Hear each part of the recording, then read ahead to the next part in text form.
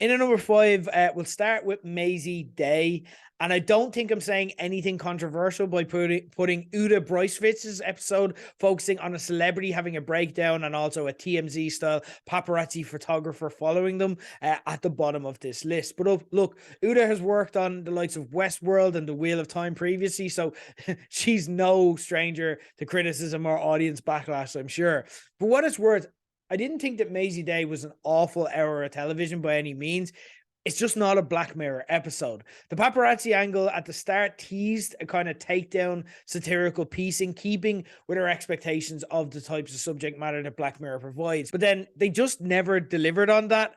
Instead, it was almost like From Dusk Till Dawn, in that it became a totally different story before and after the plot twist of Maisie becoming a werewolf. And this is the risk of a show where every episode is watched in isolation. There's no kind of safety net where you have kind of, even in bad episodes of shows that you love, you have characters you might like, or you have actors that we know and love to kind of hold it together, even if it goes a bit off the rails. But look, this was a whiff.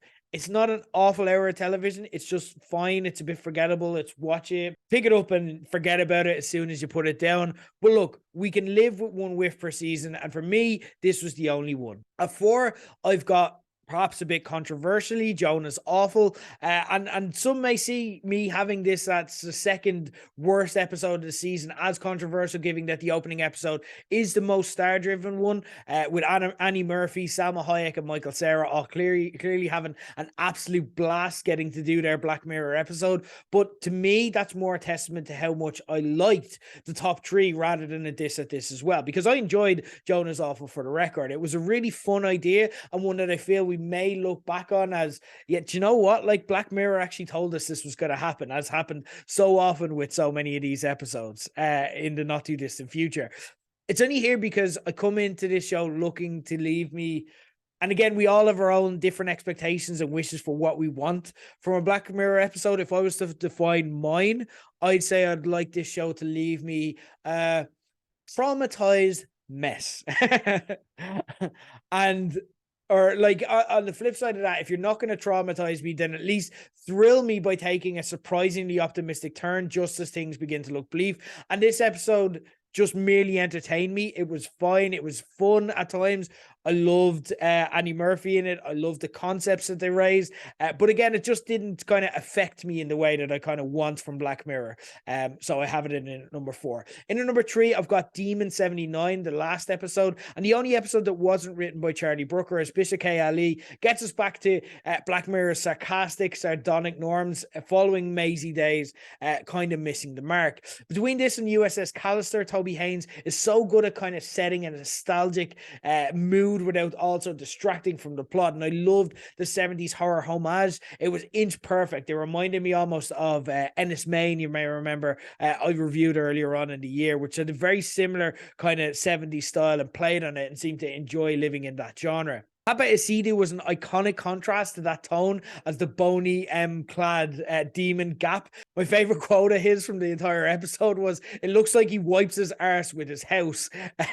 He spent the episode obviously trying to convince main character Nita, who was played by Anjana Vasan, to stop the apocalypse by committing her 3 human sacrifices. Ali, Haynes, all the actors involved, they really got the brief of Black Mirror perfectly here, and blending the kind of charismatic banter, a morality play at the core of it, and some also genuine horror throughout. Also as well, shout out to an absolutely iconic 1 episode soundtrack that blended Leo Sayer, Boney M, Ian Dury, and the Boomtown Rats. Just an extraordinary flex of an episode that was really, at times I'm just like, you're just showing off, Black Mirror, but it was brilliant. In at number 2, Loch Henry. And who knew?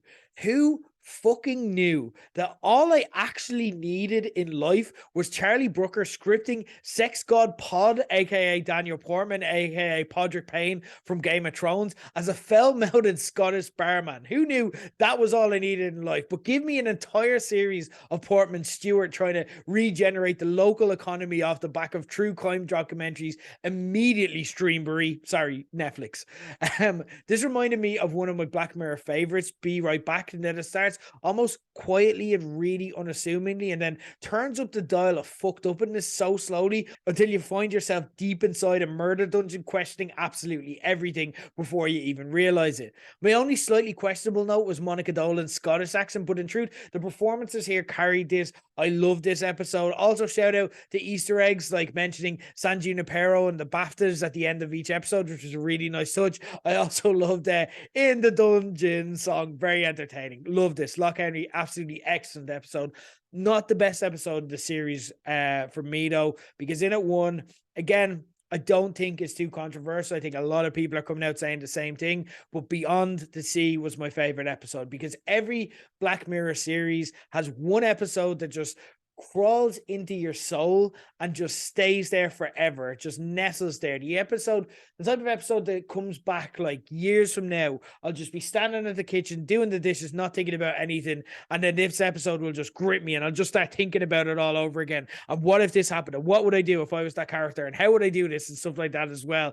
Like it kind of when you have a mortifying conversation interaction that just never leaves you despite it being a nothing thing. It's very similar to these episodes. And if you were to look at from series one, those episodes are, for me, per series, The Entire History of You, Be Right Back, San Junipero, of course, Hang the DJ, Striking Vipers, and yes, this, Beyond the Sea, the best episode of season 6. In one way, Beyond the Sea kind of inverts the usual Black Mirror formula because instead of kind of letting us get to know the characters and then introducing the concepts, instead, before we even get to know the people involved, we hear about the concepts and they kind of tell us about essentially the characters essentially being space avatars on Earth earlier on. And then the rest of the plot is devastating in its simplicity, it's in its inevitability, in its ability to kind of make you empathize with everyone involved, no matter how weird things got. Aaron Paul deserves every award to be thrown at him for being able to carry both Cliff and David inside Cliff's avatar,